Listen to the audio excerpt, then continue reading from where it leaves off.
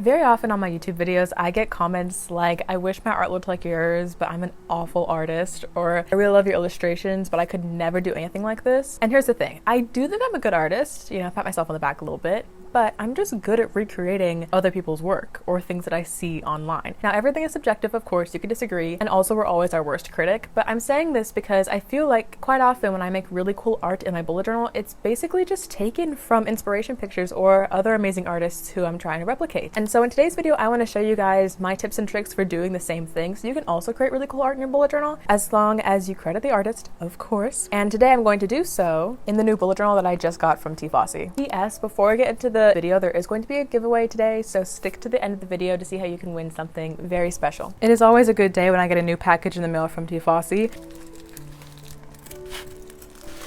There's the Sophie logo, of course. Thank you to Sophie for sponsoring this video.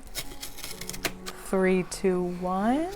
There's another box, so box after box. These nails are like not helping my case. Come on, come on. Oh my goodness. Are we looking at this stunning Art Deco inspired cover? I'm loving the like fans and all the bright gold embossing on here. The spine also has very similar embossing, like it's actually so shiny, that's crazy. And then the back also has all of this debossing with the fans again. It's actually very textured. I don't know if you can even see that, but it's giving like faux leather texture right here, and then the fans are also a little bit indented. A very touchy experience. That seems like weird words to use, but this is stunning. Of course, the gold is also matched with the gilded edges on the side. We got our pen loop. We have our elastic enclosure. I love this gorgeous dark blue cover, although I think the journal is also offered in a light blue and a gray. I'll put the other images on the screen here to show you the different colors, but I think the dark blue is personally my favorite. When you crack open the journal, of course, we have our name page on the very front. Pure white, crisp 160 GSM paper with a 5mm dot grid as always. And the pages are actually numbered in the Sophie journals usually, so this one has 192 pages. In the back we have the pocket for storing extra photos, ephemera, and then of course the 2 bookmarks that perfectly match the outer cover. I'm actually obsessed. I immediately want to crack open this journal and make some art, so let's go to Pinterest and look up some ideas for the cover page of this bullet journal. You cannot beat Pinterest for me as far as finding inspiration. The general idea is to look up obviously bullet journal spread ideas or art ideas. I'm gonna do art ideas right now, and just like look and see what draws your attention. What style do you like? Do you like more doodly, playful things like this? Do you like more detailed drawings like this that are more realistic? Do you like something that's very bright, maximal, colorful like this? Finding your style is about just honestly finding what you like and then kind of categorizing it together, Now, also, since I am obviously on Pinterest all the time, I do have my own boards. I always recommend saving ideas to boards so we can come back and look at them later. I have a lot of boards on my Pinterest, but one that I have is specifically for bullet journal inspiration. This one has 1,500 pins in it, so quite a lot of ideas in here. And I'm constantly adding to this board with different ideas. Some of these are like actual spread ideas, like these that are all like different scrapbooking spreads. I was really in an era of scrapbooking. Some of these are literally just like pictures of a train, or this like fox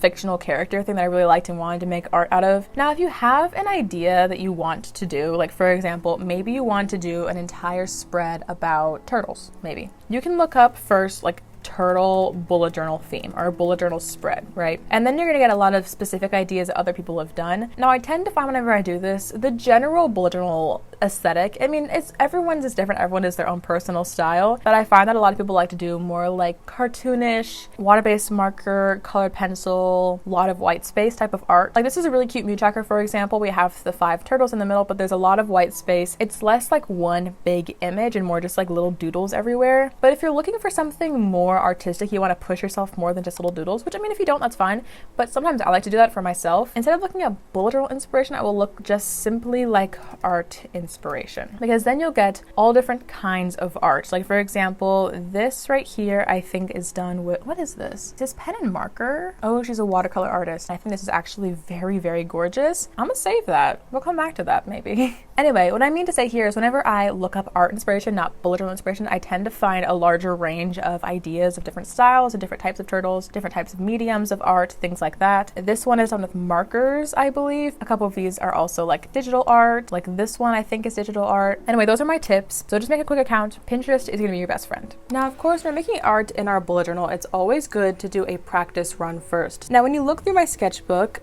You're gonna have a lot of pages like this that are very artsy fartsy, Cillian Murphy, love my life, you know, these gorgeous drawings, things like that. But then you also come across pages like this, or like this, with color palette and spread designs. And just to kind of end things out, this one I did for January, so a lot of different ideas of like where I wanted the art to be on the spreads. These are very, very loose sketches, but if you look closely, you can see how they resemble the final spread decisions I made in my bullet journal. And then of course we have all the list of markers that I swatched, and a lot of testing to see what style I'd like to do for coloring. I'm going to flip to a blank spread in my sketchbook, kind of move the paper protector to the next page, and let's do the same thing but on a smaller scale. I wanted to do something inspired by this picture here on the right, but I think I'm going to be editing the colors a little bit. Now the idea is, in the original drawing, let's just draw one big square. We have the turtle's head coming up here, and then the turtle's back that kind of cuts off the page, and then the big fin, and then one small one over here, right? Now I was thinking about doing it in the spread. As the first spread, do we want it like over here on the left, or do we want it with one big, again, this is very messy, I understand, but turtle only on the right, bullet journal and words here? Something to think about for sure. So I'm gonna pull out a bunch of just random blue markers that I could swatch and see if they kind of fit the vibe. Let's just start by simply swatching. I can probably immediately tell what's gonna be a yes, what's gonna be a no, depending on how well they go together, things like that. That one's more tealy and gray, could be a good blending color. Ooh, way too purple. That one's immediately going back in the art cart. As far as these grays, I feel like some of them might be a little too green. Well, that's not green at all. It's actually purpley, also kind of purpley. That one's definitely more blue. So yeah, this one's a much cooler tone than this one. So I'm actually gonna get rid of that middle one because it's too warm for me.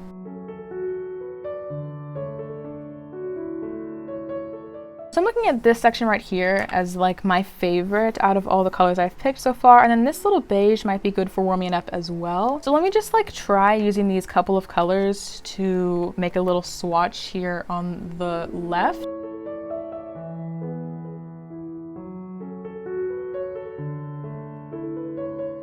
All right, so planning is done. Let's move into the bullet journal and actually start sketching these things. All right, so as always, pencil first, besties, pencil first. And when you're drawing in a bullet journal, I like to do big shapes first and then kind of go to the smaller shapes because you want to make sure everything's in the right place before you start with the details. So when I look at this sketch over here, okay, the idea is we want to replicate it as best as we can. I mean, you can definitely always change things about recreating other people's art. It's actually a really good idea to add your own personal touches. This is like a bottle, not like a turtle. I'm gonna get through the ugly stage first. Give me a second. Another great thing about having a bullet journal is you literally have dots over the entire spread to help you align things and fit them where you want them. When you use a sketchbook, it's obviously just like a blank sheet of paper, which can be nicer for doing detailed drawings where you don't want any dots to interrupt artwork. But when you're like trying to copy something, having dots is perfect because you literally can follow the line directly. If you're trying to draw a straight line, follow the line. If you need an angle, draw it on the angle. If you're wondering if something is centered, count towards the center and measure like where the actual centerpiece is. When you have spreads in your bullet journal, I would just really use that grid to your advantage because you don't get that in like a normal sketchbook. All right, now let me just like sit down and actually try to sketch this as best as I can. I'm not coming up with anything new here. I'm literally just looking and redoing.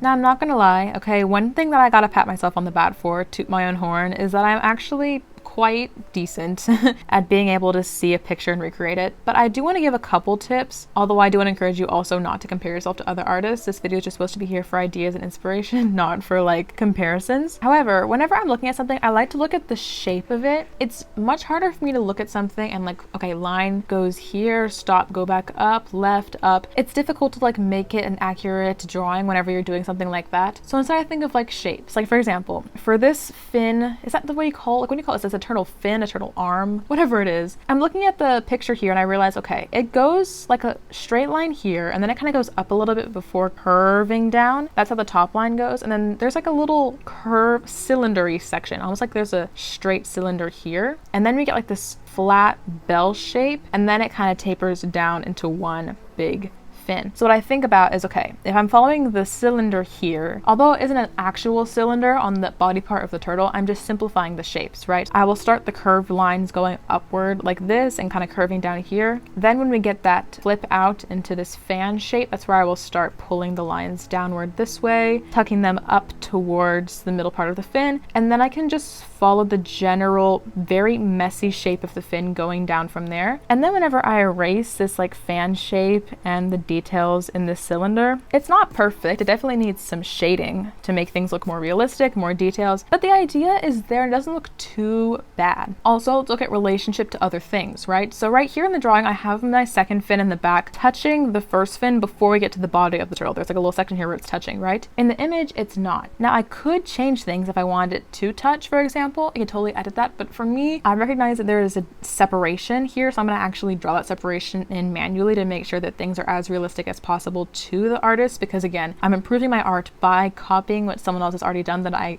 determined that I've liked. Now that might mean that this is too skinny. I need to raise this fin up higher and touch higher on the neck. It may be difficult to kind of determine how wide this needs to be. It might be easier to say, okay, it touches at the neck here and there's a gap here. So following those guidelines can help you actually create the fin where you need it to be. It's just a sketch in our own journals, and we're just trying to get better at doing art.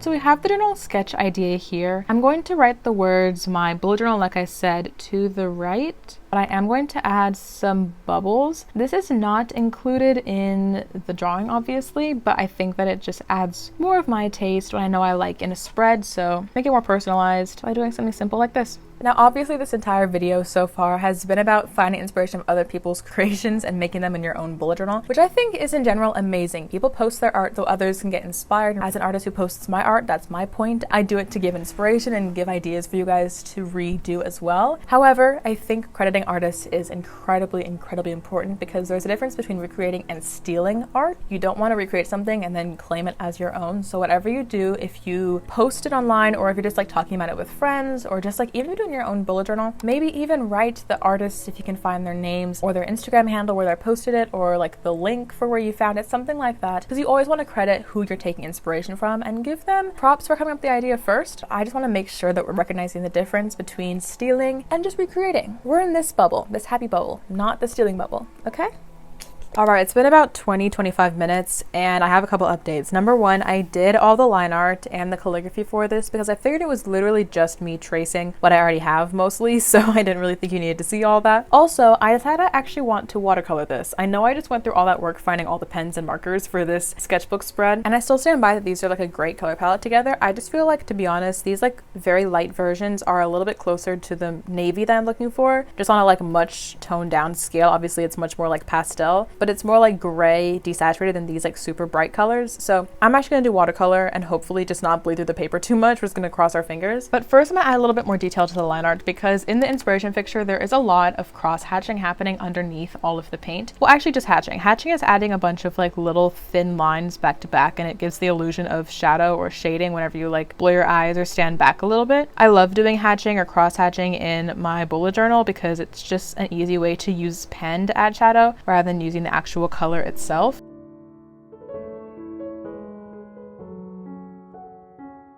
And I'm also adding the same technique on the bubbles to make all the art in this one spread kind of correlate with each other, have the same technique. All right, with that, let's get into the painting. So I have a palette over here on the right, and this is actually a watercolor pen that you're supposed to put water inside, but it did break, so I have it like taped. So I'm just going to use it as a normal paintbrush and just like dip into a cup of water. Y'all know how painting works, I don't have to explain this. I am going to use a quite dry brush texture, however, because I don't want to oversaturate the page considering it is watercolor, and water in a journal is a little dangerous. I'm going to try my best to be careful here. It already is quite saturated, but I think that whenever I like spread out the color, it'll be a little better. And I'm specifically going to be pretty messy with how I'm placing color here. I don't want it to be perfect because I find that sometimes in my bullet journal, I prefer an imperfect, messy look with my art. All up to personal preference, but I feel like that's just what I like to do. It relieves the stress off of my shoulders, number one, of creating something absolutely flawless and amazing, because when you're making spreads in your bullet journal, journal, you're literally doing something new like every other week. Focus on perfectionism. It's honestly never going to be perfect 100% of the time. Now, this is coming from someone who is always complaining about not being perfect. Okay, so I realize I'm a hypocrite a little bit while saying this, but it's a lesson I'm trying to teach myself as well, and that is aim for progress, not perfection, and just try to create things that you're proud of, even if they're not perfect, because you know that you're getting better at a skill, or you know that you're improving from something you did in the past. Anyway, thank you for coming to my TED Talk. I'm just gonna sit and paint.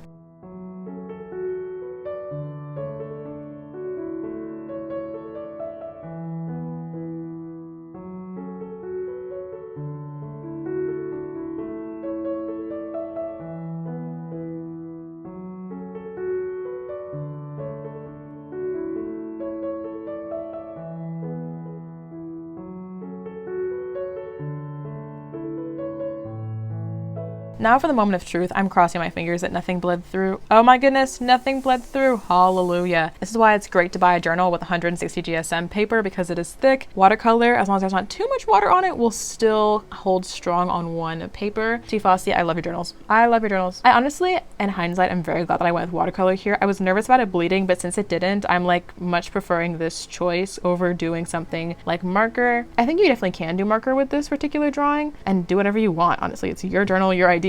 But it's been a hot second since I played with watercolor, and I think that this is turning out really good. It's actually reminding me of my January bullet journal theme from last year, 2024. If you haven't watched that video, go watch it. It was super cool, actually. I'm quite proud of that artwork. It was a risk, but high risk, high reward. All right, I think that might call it good, to be honest. Like, it doesn't need much else than that. I think the idea is there. The colors are gorgeous. You can very clearly tell how I took inspiration from this photo, but I didn't completely copy it because the colors are slightly different. However, the line art is very similar. So I hope that watching me break down everything kind of explained to you how I create cool art in my bullet journal. It's not that I came up with this idea by myself, or I took a photo of a turtle and recreated it or anything, but I also wasn't tracing. I was using my own markers, using my own pencils, and making my own art, just taking very specific inspiration from this particular picture that I found on the internet. So I recommend, if you guys are looking for ways to spice up your own bullet journal, but you're nervous about making art, follow these steps that I went over in today's video, and let me know how it works out for you in the comments below. All right, so we've made it to the end. I hope that this video has been helpful, but